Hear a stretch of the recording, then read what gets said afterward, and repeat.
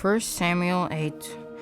When Samuel grew old and appointed his sons and judges over Israel, his firstborn son's name was Joel, and his second was Abijah. They were judges of Beersheba. However, his sons did not walk in his ways. They turned towards dishonest prophets, took bribes, and perverted justice. So all the elders of Israel gathered together and went to Samuel at Ramah. They said to him, "Look, you are old, and your sons do not walk in your way. Therefore, appointing a king to judge us the same as all the other nations have." When they said, "Give us a king to judge us," Samuel considered their deemed wrong.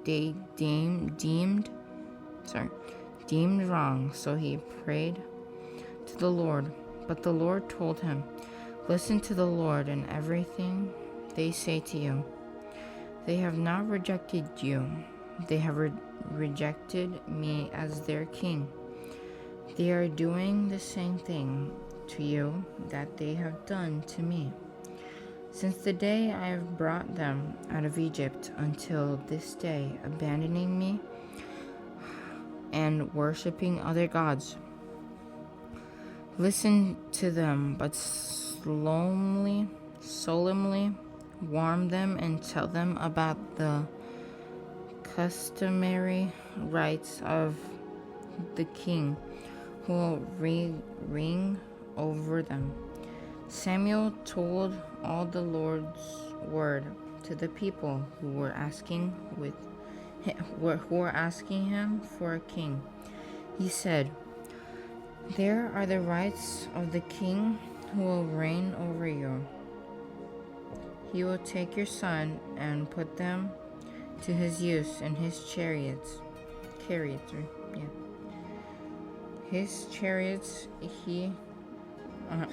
on his horses, or running in front of his chariots. He came appointed from his use and commanders of those sands, or commanders of fiefties. So plow his ground and reap his harvest, or to make his weapons of war and equipment of his chariots.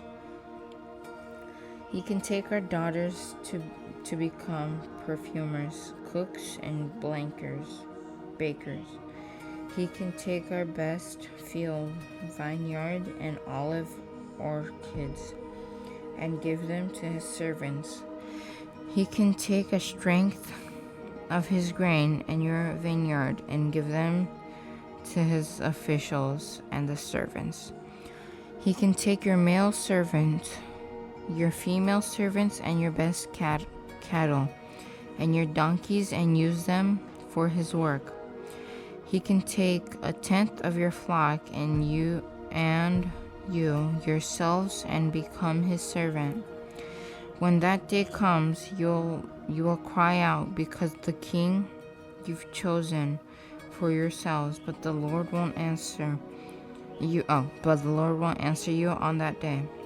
The people refused to listen to Samuel.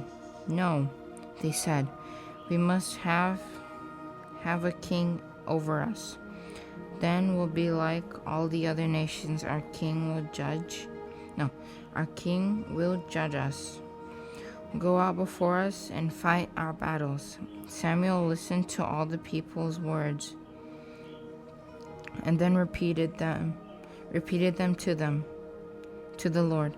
"Listen to them," the Lord told Samuel. "Appoint a king for them." Then Samuel told the men of Israel, "Each of you go back to your city." Samuel 9. There was a prominent man of Benjamin named Kish, son of Abel,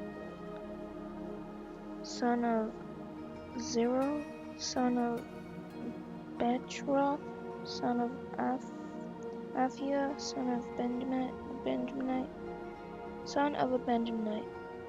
He had a son named Saul, an impressive young man. There was no one more impressive among the Israelites than he. He stood a head taller than anyone else. One day, the donkey of Saul's father, King Kish, wandered off. Kish said to his son Saul, "Take one of your servants with you and go look for the donkey." Saul and his servant went through the hill country of Ephraim, and then through the region of Shalish, but they didn't find them. They went through the region of Shalem, nothing. They went through the Benjaminites region, but still didn't find them. When they came back to the land of Zoph, Saul said to the servant who was with him, "Come on, let's go back, or my father will stop worrying about the donkey and start worrying about us."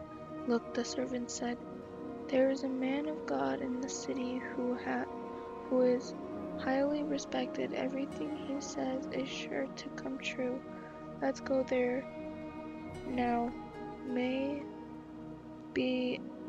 he'll tell us which way we should go." "Suppose we do go," Saul said to his servants. "What do we take the man? The food from our packs is gone, and there's no gift to take to the man of God. What do we have?" The servant answered Saul, "Here, I have a little silver. I'll give it to the man of God, and he will tell us which way we should go." Formerly, in Israel, a man who was going to inquire of God would say, "Come, let's go to the seer," for the prophet of today was formerly called the seer. Good, Saul replied to his servant, "Come on, let's go." So they went to the city where the man of God was. Come on, let's go. So they went to the city where the man of God was. As they were climbing the hill of the city, they found some young women coming out to draw water, and asked, "Is the seer here?" The woman answered, "Yes, he is ahead of you. Hurry, he just now entered the city because there's a sacrifice for the people at the high place today. As soon as you enter the city, you will find him before he goes to the high place to eat. The people won't eat until he comes back. He comes because he must bless the sacrifice. After that, the guests can eat. Go up immediately. You can find him now."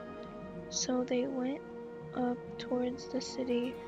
Saul and his servant were entering the city when they saw Samuel coming towards them on his way to the high place. Now, the day before Saul's arrival was the Lord had informed Samuel that at this time tomorrow I will send you a man from the land of Benjamin.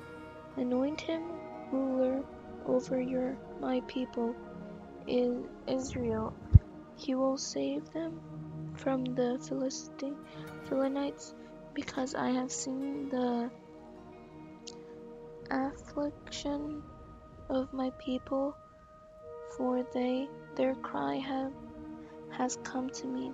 When Samuel saw Saul, the Lord told him, Here is the man I told you about.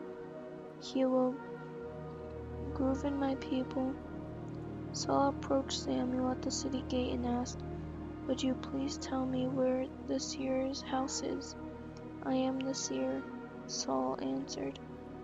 Go up ahead of me and to the high place and eat with me today.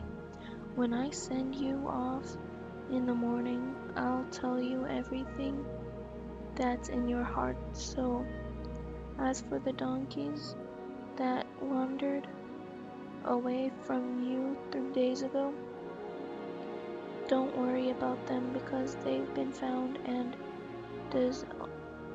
who does all Israel desire but you and all your father's family?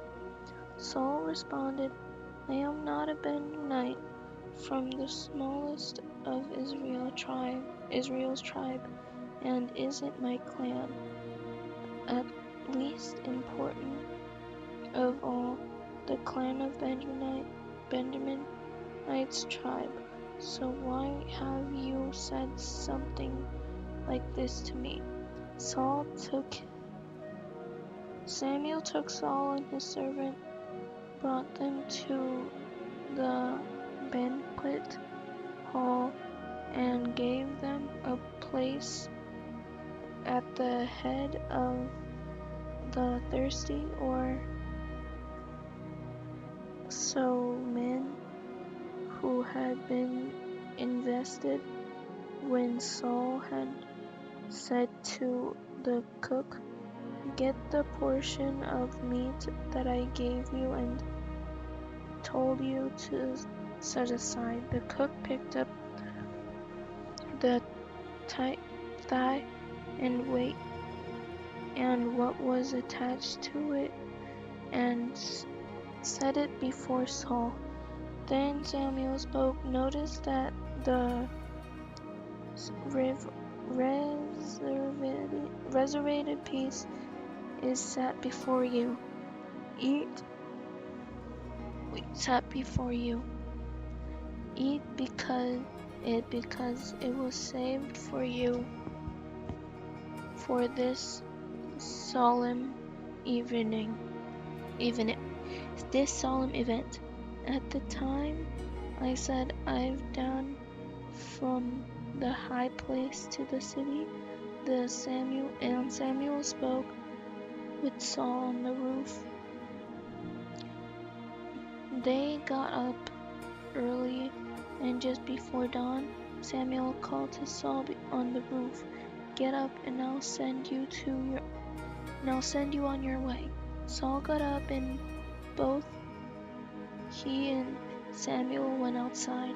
They were going down to the edge of the city. Samuel and Saul, Tell the servants to go ahead of us, but you stay for a while, and I'll reveal the word of God to you. So the servant went on. 1 Samuel chapter 10.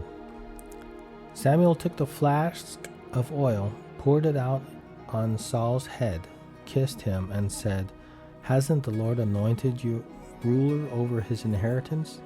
Today, when you leave me, you'll find 2 men at Rachel's grave at Zelzah, in the territory of Benjamin.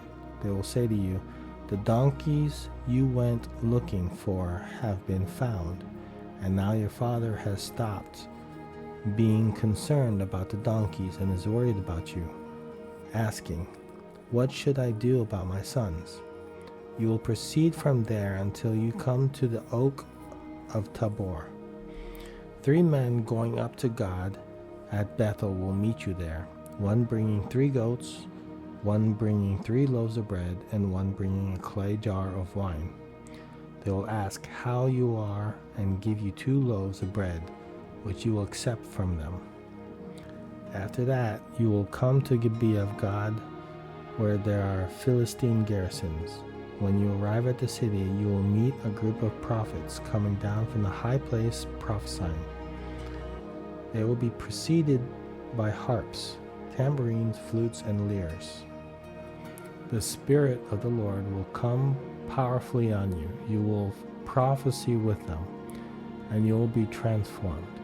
When these signs have happened to you, do whatever your circumstances require, because God is with you. Afterward, go ahead of me to Gilgal.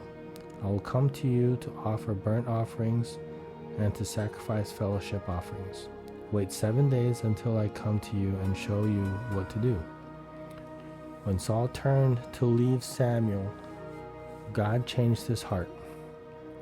And all the signs came about that day. When Saul and his servant arrived at Gibeah, a group of prophets met him. Then the Spirit of God came powerfully on him, and he prophesied along with them. Everyone who knew him previously and saw him prophesy with the prophets asked each other, "What has happened to the son of Kish? Is Saul also among the prophets?" Then the man who was from there asked, "And who was their father?" As a result, is Saul also among the prophets? Became a popular saying. Then Saul finished prophesying and went to the high place. Saul's uncle asked him and his servant, "Where did you go?" "To look for the donkeys," Saul answered. "When we saw they weren't there, we went to Samuel." "Tell me," Saul's uncle asked, "what did Samuel say to you?" Saul told him, "He assured us the donkeys had been found."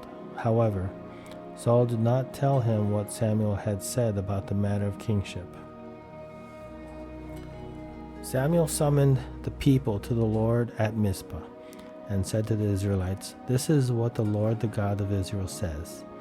I brought Israel out of Egypt, and I rescued you from the power of the Egyptians and all the kingdoms that were oppressing you. But today you have rejected your God, who saves you from all your troubles and afflictions. You said to him, 'You must set a king over us.'